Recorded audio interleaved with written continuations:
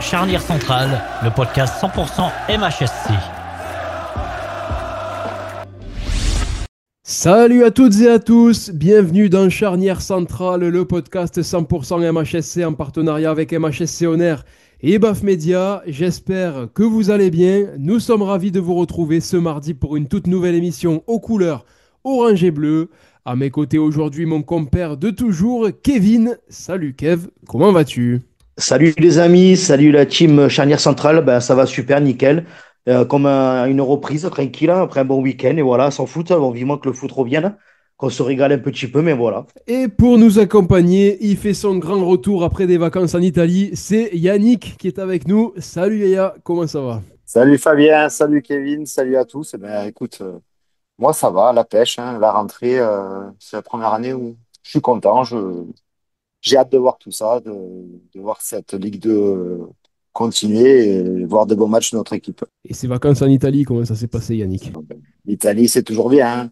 Les pâtes, les gnocchis, les lasagnes, les pizzas. Non, non, c'est top, la culture italienne. Les équipes en première division italienne. C'est ça.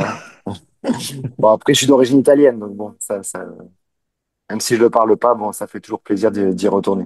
Et ce mardi, Lauriane ne pouvait pas être présente, on l'embrasse et on la revoit très très vite. Au programme de Charnière Centrale aujourd'hui, on débutera avec l'humeur du jour, mais une humeur du jour un peu particulière, sachant que c'est la trêve internationale et qu'il n'y a pas eu de match ce week-end.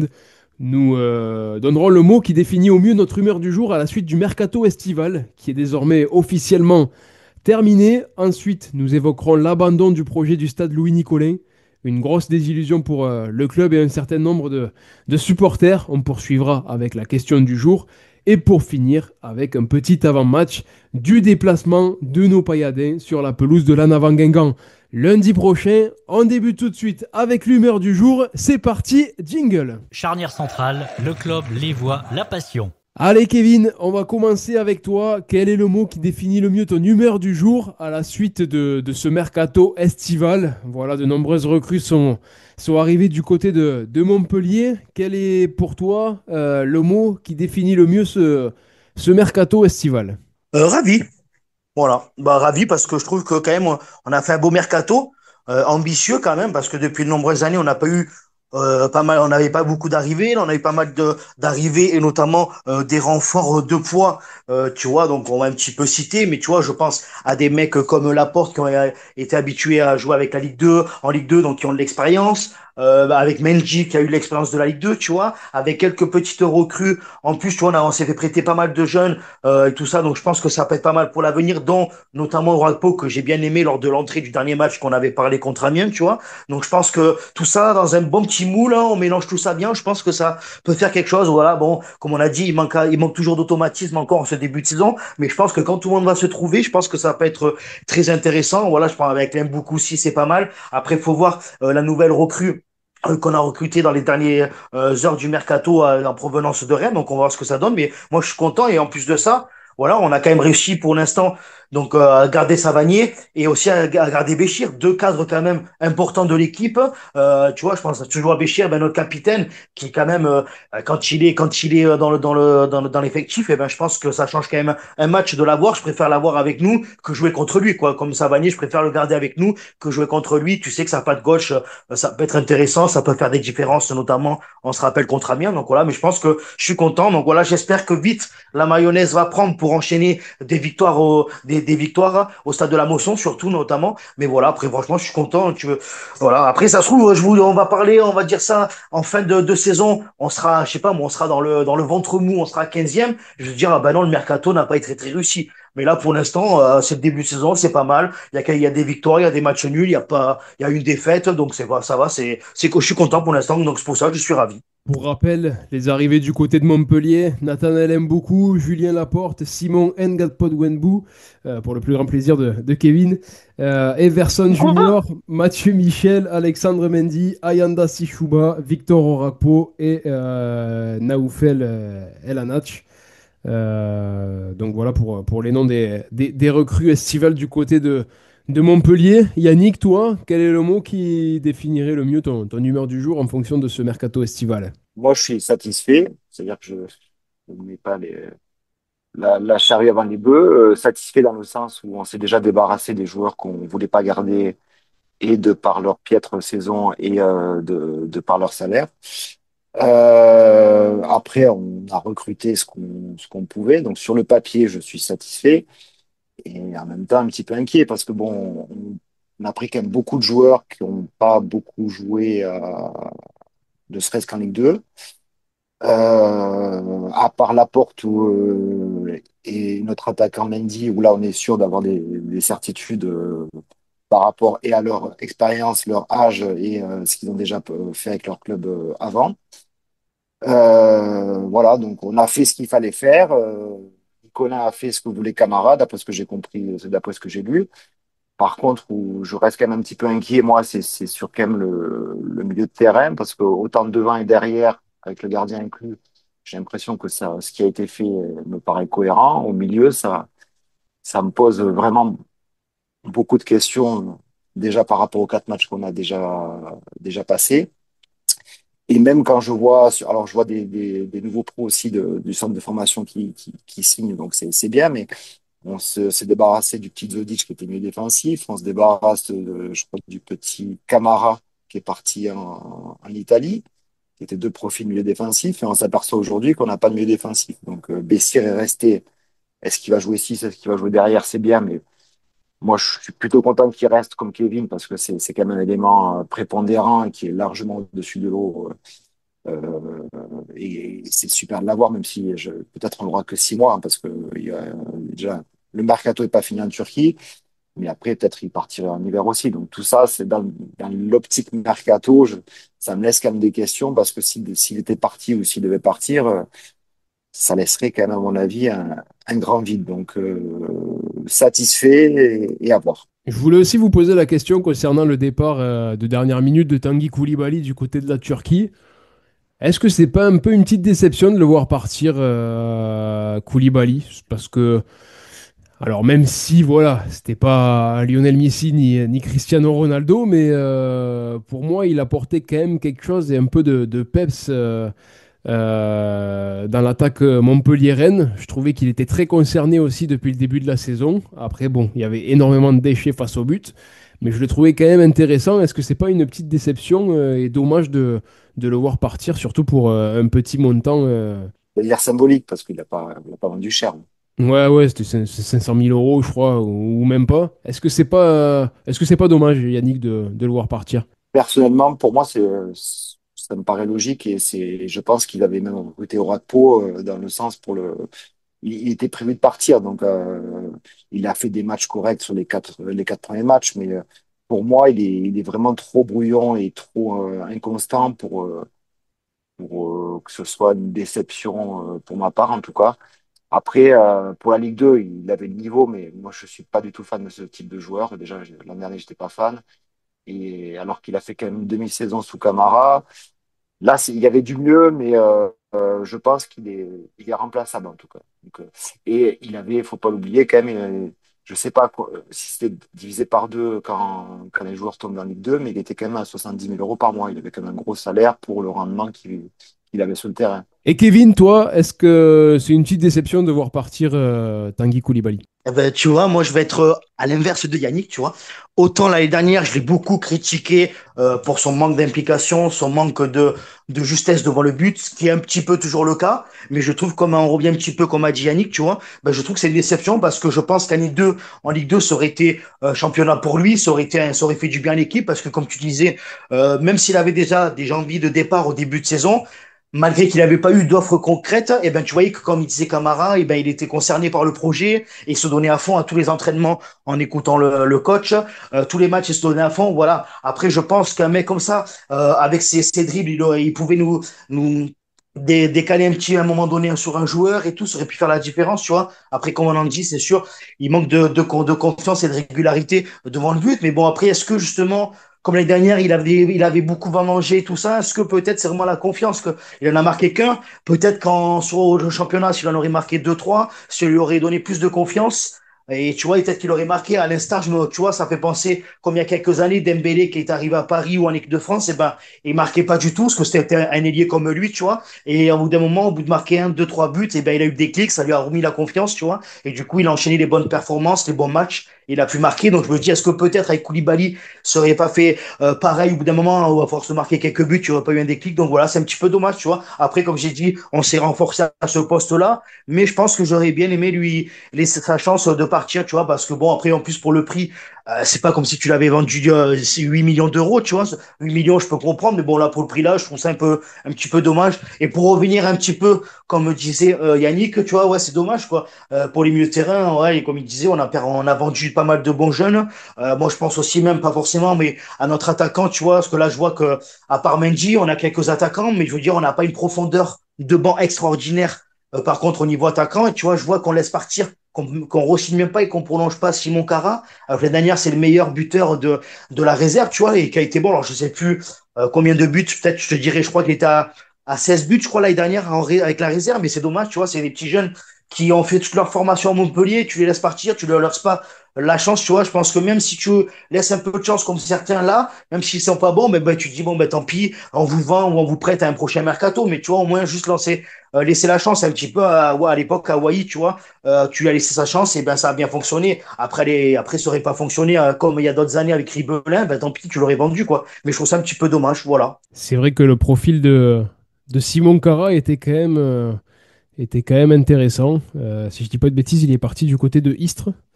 Voilà, c'est dommage, on aurait pu le conserver. Ça aurait pu être aussi prometteur pour la saison en cours. Allez, on passe tout de suite au projet du stade Louis-Nicolin. Dans le podcast Charnière Centrale, on parle du MHSC sans langue de bois, même avec l'accent. Depuis plusieurs années maintenant, le projet de construction du stade Louis-Nicolin du côté de Pérols était évoqué, mais ce jeudi 4 septembre, le maire de Pérols et vice-président de la métropole de Montpellier, Jean-Pierre Ricot, a révélé que le nouveau stade du MHSC restera à la Mosson et qu'aucune construction n'aura lieu à Pérols. Un sacré coup de théâtre dans cet interminable feuilleton. Selon les informations du métropolitain, la ville de Montpellier devrait finalement injecter 70 millions d'euros pour consolider les installations du stade de la Mosson afin notamment de pallier aux différents dégâts liés aux fuites d'eau, inondations lors de gros épisodes Cévenol, etc. Yannick, Kevin, pour vous, est-ce une désillusion de voir ce projet non aboutir du côté de Pérols? Pour rappel, le projet, c'était un stade de 20-25 000 places, justement localisé du côté de Pérols, bien placé, moins galère pour y aller en sortie d'autoroute, avec aussi l'idée de mettre le musée dans ce stade, le fameux musée Louis-Nicolin, et de rendre attractif ce stade aussi avec des bars et des animations. Bon, malheureusement, ça ne devrait pas avoir lieu. C'est dommage aussi par rapport au musée Louis-Nicolin parce que ça aurait pu être un très beau projet et quelque chose de très attirant pour les fans de Montpellier et les fans de foot en général. On va commencer avec toi, Yannick. Est-ce que c'est une désillusion de pas voir ce projet aboutir du côté de Pérols? Et ensuite, on parlera de la rénovation de la Mosson. Est-ce que c'est une bonne idée? Ben, c'est une grosse déception. Depuis le temps qu'on attendait ce stade, parce que déjà, on sait très bien que depuis l'augmentation du nombre de places pour la Coupe du Monde 98, on a un stade qui est trop grand pour nous. Même si le stade a une histoire et le quartier a une histoire, euh, aujourd'hui, on peut plus rester normalement dans un stade comme ça. C'était quand même une superbe idée et tous les clubs qui veulent être pérennes en Ligue 1 se sont lancés dans des projets comme ça avec justement une zone attractive parce que même là, pour se restaurer autour de la Mosson, c'est compliqué. Il n'y a que certaines tribunes qui ont droit à certains menus ou certaines animations, alors que là, sur un stade neuf, tout pouvait être fait pour tout le monde. Le musée, ben, tout le monde rêve de voir quand même ce musée historique ou du moins une partie de ce musée Nicolin. Ça aurait été fantastique.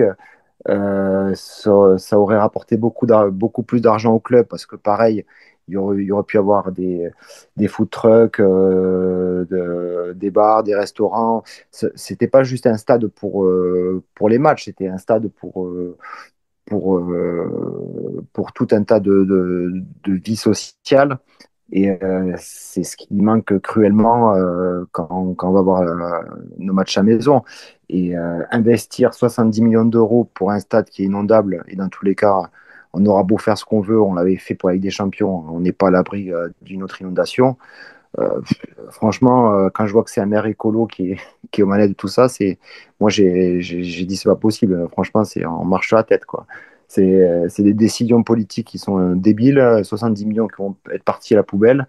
Et si le club descend même encore plus bas, ce que j'espère pas, voilà, on aura mis des sous pour rien du tout, quoi. Donc pour moi, c'est un scandale, c'est une honte. Après, bon, il faut savoir qu'il y a les prochaines élections municipales avant l'été 2026. Donc peut-être que, en fonction, s'il y a du changement, peut-être qu'une nouvelle décision sera prise concernant ce projet du stade Louis-Nicolin.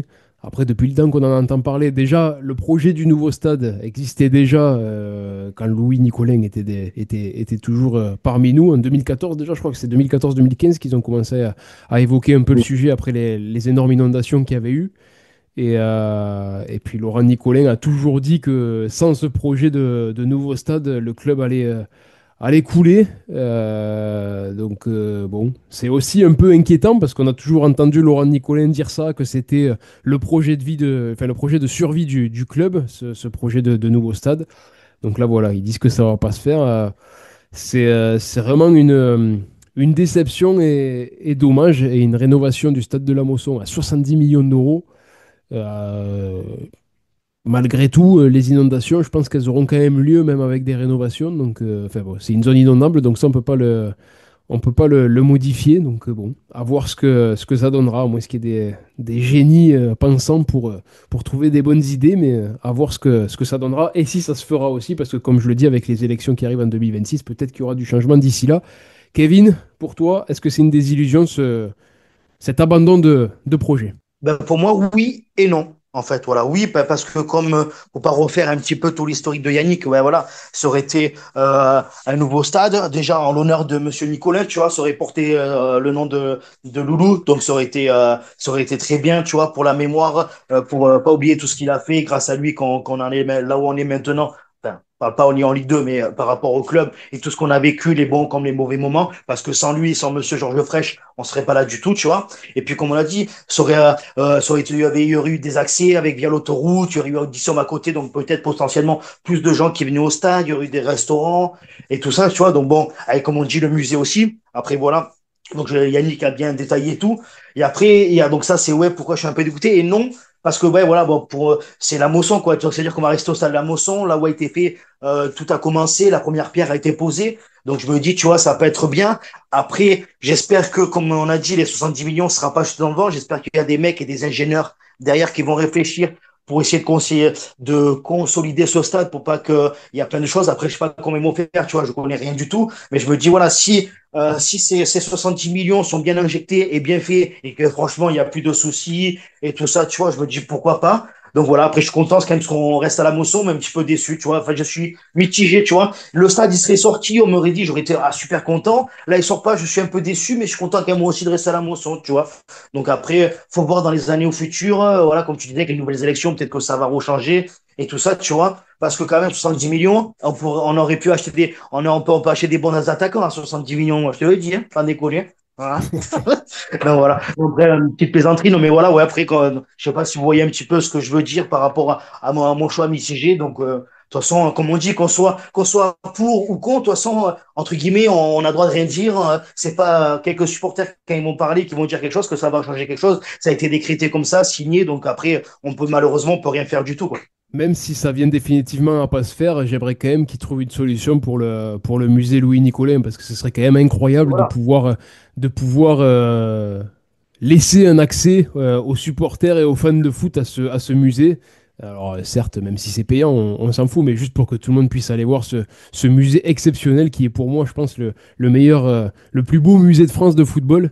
J'espère quand même qu'ils trouveront une solution pour ça, parce qu'il y a quand même quelque chose à faire d'intéressant avec ce magnifique musée de Louis Nicolet. Allez, on passe tout de suite à la question du jour. Le podcast Charnière Centrale, c'est comme une défense à la 85e, cramée mais solidaire. Êtes-vous satisfait des choix de Zoumana Camara après ces 4 premières journées de championnat? Voilà, c'est la question du jour. Êtes-vous satisfait des choix de Zoumana Camara après ces 4 premières journées de championnat? Kevin, on va commencer avec toi. Que penses-tu des premières prestations de Zoumana Camara en tant qu'entraîneur d'une équipe professionnelle pour ses premiers pas dans le milieu? Bah moi franchement ouais je suis content tu vois. Après comme on a dit pour l'instant il y a quelques résultats qui sont un petit peu négatifs notamment à domicile. Mais bon voilà c'est le début comme on disait bah les joueurs se connaissent pas trop parce que mine de rien quand tu regardes l'équipe sur l'équipe par rapport à ce qu'on avait l'année dernière et ben il y a beaucoup de changements quoi. Tu vois donc à part Koulibaly pardon Foula à part Béchir qui est resté bon Julien même s'il a pas joué et un peu nos latéraux avec Chato et puis Minkari Sanus mais après toute l'équipe a été remodelé, remodifié. Donc, tu vois, le temps que les automatismes se créent. Mais je trouve que sur la base, franchement, c'est quand même mieux de ce qu'on a eu auparavant, dans les années auparavant, que ce soit avec des Zakaria ou Gassé, même si on leur jette pas la pierre, je les embrasse là où ils sont maintenant. Mais voilà, du coup, mine de rien, c'est quand même bien. Tu vois qu'il y a du jeu, qu'il y a ça a envie de proposer quelque chose, même si sur certains changements au niveau du match, on pourrait dire que, comment ça s'appelle, il y a des petits soucis et qui pourraient apporter un peu plus, tu vois, comme la dernière fois à 3, faire rentrer un Savani, il l'a pas fait. Bon, après, c'est ses choix, tu vois, il a ses raisons. Mais voilà, après, je pense que sur l'avenir, ça va être bien parce que tu vois, tu le dis, tu vois, il a envie. Et comme je dis, c'est la première fois qu'il fait une équipe professionnelle, quoi. C'est pas des jeunes. Donc c'est quand même dur d'arriver. On te donne une responsabilité de dire, bon, allez, tu descends en Ligue 2, tu vas prendre tel joueur, hein, tu auras tel truc, on va te prendre ça. Faut essayer de remonter au plus vite pour pas aller s'enlacer des dizaines d'années en Ligue 2. C'est quand même dur, mais je trouve que pour l'instant, il s'en sort bien. Même quand tu auras ses conférences de presse, ça donne envie de l'écouter je l'écouterai pendant des heures parler, tu vois. Donc moi, je trouve que c'est intéressant sur le plan de jeu, à voir sur une saison entière qu'est-ce que ça va donner. Parce que voilà, quand il y a quelques années que Zakarian est venu, tout le monde a dit c'était pas mal et au bout du temps, ça s'est épuisé et essoufflé. Donc voilà, moi j'aime bien. Voilà, après peut-être qu'il y en aura qui seront pas d'accord avec moi, d'accord avec moi. Après ça dépend un peu là comment on peut le voir, mais moi franchement pour l'instant, j'ai rien à redire à part comme je t'ai dit, certains moments faire des petits changements, peut-être que quand tu es en difficulté, qui pourrait apporter un petit déclic de plus pour essayer de marquer ce but qui pourrait te permettre d'égaliser ou peut-être de gagner le match, tu vois. Mais après, après, comme on a dit, hein, tu peux dire ce que tu veux à l'entraîneur, tu peux jeter la pierre ou quoi, mais au bout d'un moment, c'est les 11 types qui ont ce maillot sur le dos qui doivent se bouger le cul tu vois, pour l'équipe. Donc là, même si là, tu vois quand même que tout le monde est concerné, tout le monde fait des efforts, tout le monde joue pour les uns pour les autres et tout le monde en mouille le maillot, ce qu'on n'avait pas vu depuis quelques années, tu vois. Mais du coup, après, ben voilà, après, ça sera le résultat et le match sur le terrain. On va voir qu'est-ce qui va se faire pour vraiment décrire si est-ce que son truc est bien. Tu me dis là, on finit en fin d'année, on est, je sais pas, moi, allez, même pas deuxième, allez, on fait top 5, on joue les barrages, on arrive à se qualifier, on remonte en Ligue 1.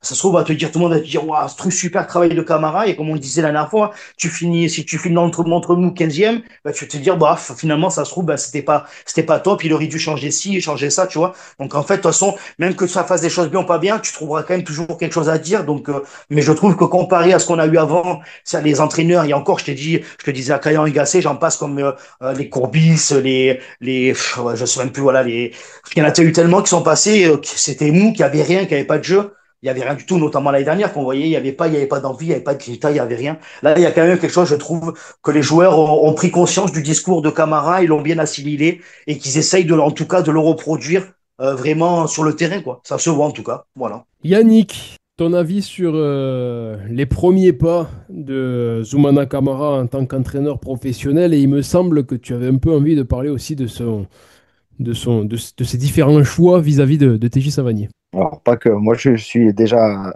assez dubitatif sur Camara, contrairement à Kevin, parce que bon, la saison dernière, il vient, ok, il finit la saison, il a un discours calme par rapport à tout le monde qui était plus ou moins énervé sur cette saison catastrophique, tout ça. Il commence la saison en disant, bon, voilà, on part sur un nouveau cycle. Moi, ce qui me pose problème quand même, alors au départ, ça allait, hein, il fait des choix, il essaye Manga en 6. Bon, force est de constater que ça fonctionne pas, il le laisse quand même. Il y a des joueurs qui sont pas bons, bah, il les enlève au match d'après. Il y a eu Saint-Luc et Lumicarelli qui ont un peu changé. Chato, ça va pas, ben, il le laisse. Junior Ndiaye, il marque. Le match d'après, il rentre même pas. Après, le match d'après, il est titulaire. Il y a des choix. Je pense qu'il est en train d'essayer de faire à ce que tout le monde soit quand même derrière lui. Et je trouve qu'en faisant ses choix, justement, il n'en fait pas de choix. Il est trop dans la cohésion d'équipe. Et moi, par rapport au début de saison, je trouve que c'est très mitigé. Et ces rapports en disant oui, mais c'est une équipe qui est malade, qui a perdu beaucoup. Et là, c'est que des nouveaux joueurs, mec, hein. C'est que des nouveaux joueurs, hein. Il faut passer à la vitesse supérieure. Ceux qui étaient l'année dernière sont partis, hein. C'est pas les 3-4 joueurs qui restent qui font la différence. Et surtout, et pareil, voilà. Il avait fait quand même un choix fort de ne pas faire jouer Teddy Savanier. Moi, j'étais plutôt d'accord avec ça. Je pense qu'il y a eu tout un discours avec la prépa physique en expliquant que les joueurs ne s'entraînaient pas assez. Vous en avez parlé la semaine dernière dans la première émission. Quand il dit dernier match que Savanier, c'est vrai que Savanier a fait une super rentrée, mais il a joué 20 minutes. Hein, voilà. Moi, ce que j'attends de voir aussi, c'est pour ça qu'il disait qu'il avait peut-être que Savanier lui avait donné raison et tort. Raison parce que voilà, peut-être il a que 20 minutes dans les jambes et tort parce que bon, dans le sens, bon, peut-être qu'il peut apporter plus que ce qu'il a fait jouer jusque-là. Maintenant, à ce qu'il soit titulaire, ça, je suis plutôt d'accord avec Camara. Je pense que Savanier,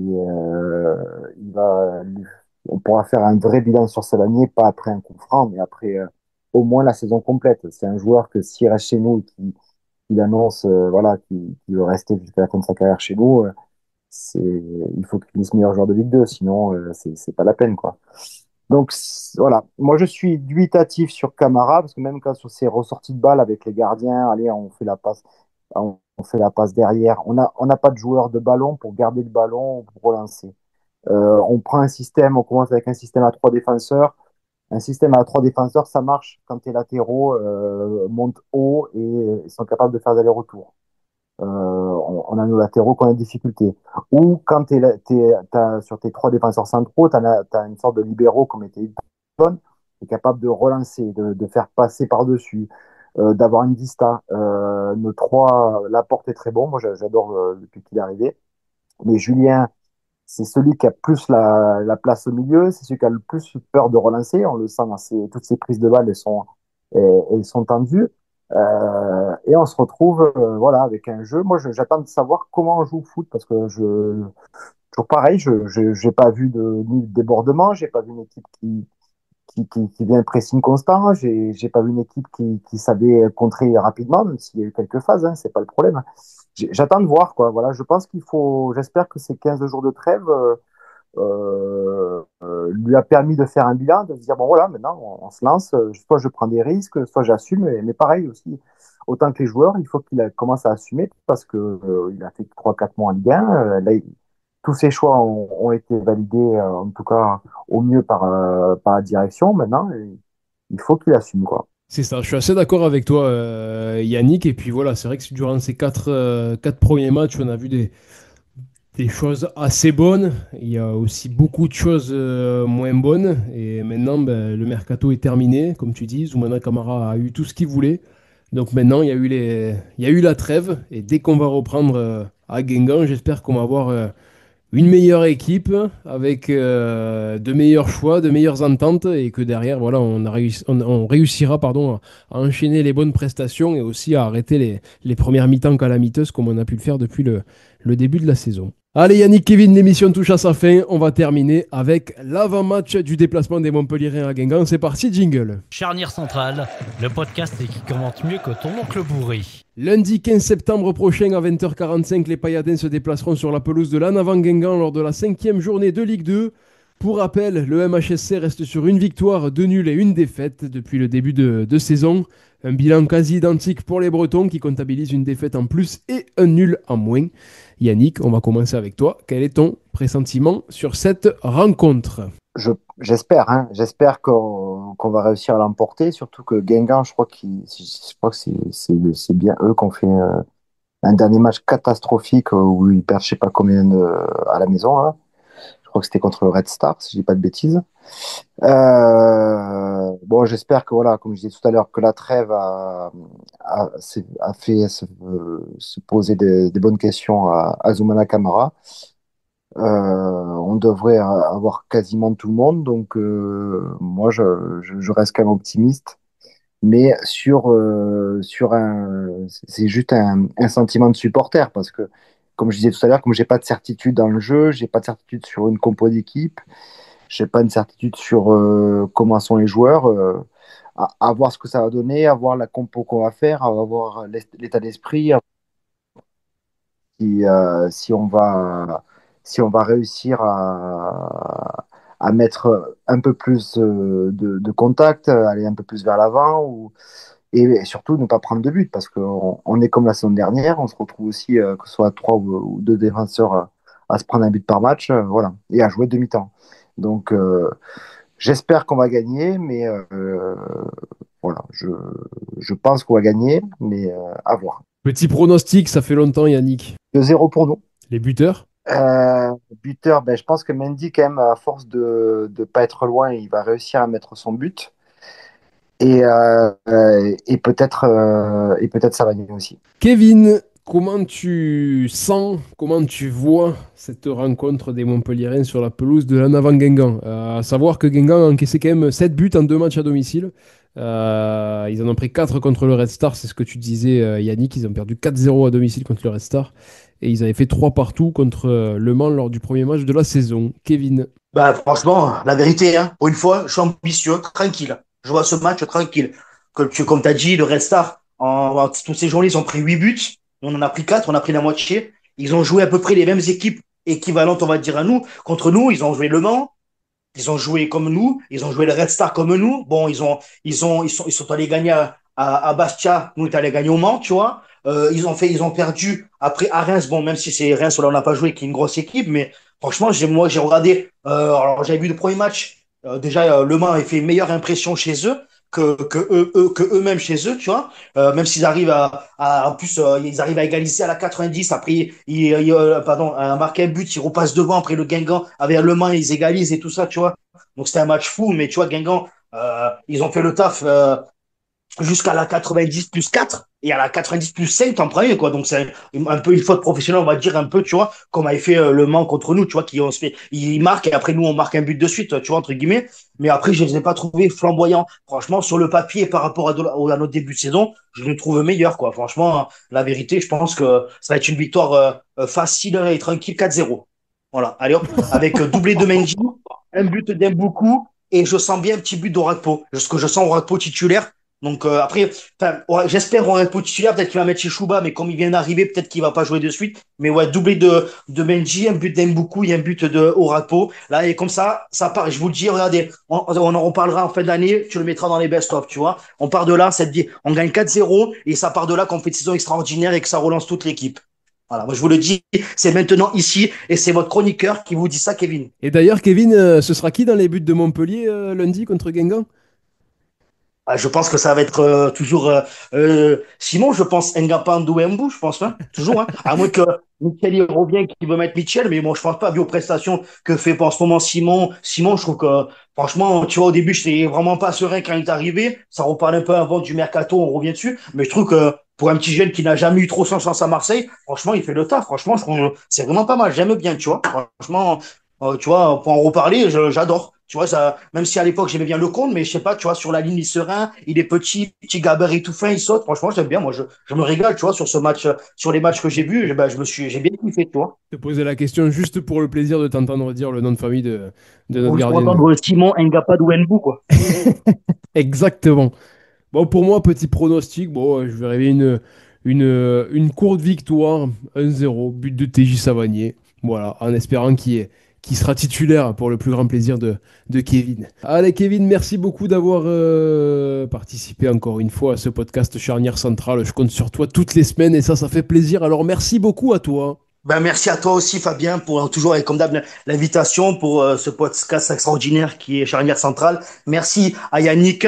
On a bien rigolé, on a bien discuté, on a bien débattu. Donc voilà. Et puis, bonne semaine à tous et bon match pour la semaine prochaine face à Guingamp en espérant une victoire et aller la paillade, hein. C'est plus une invitation maintenant, Kevin, pour toi. Maintenant, t'es à la maison maintenant. Oui, C'est une habitude. T'es comme chez toi de jouer à ici. domicile.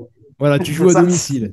Toutes les semaines, tu joues à domicile. Et Yannick aussi, j'espère qu'il jouera à domicile toutes les semaines avec nous dans le podcast Charnière Centrale. Merci beaucoup Yannick pour ta première participation de la saison. Et ce n'est pas fini, j'espère encore te voir toutes les semaines avec nous dans ce podcast Charnière Centrale. Merci les amis. Ouais, je suis là. C'est toujours un plaisir d'être avec vous deux.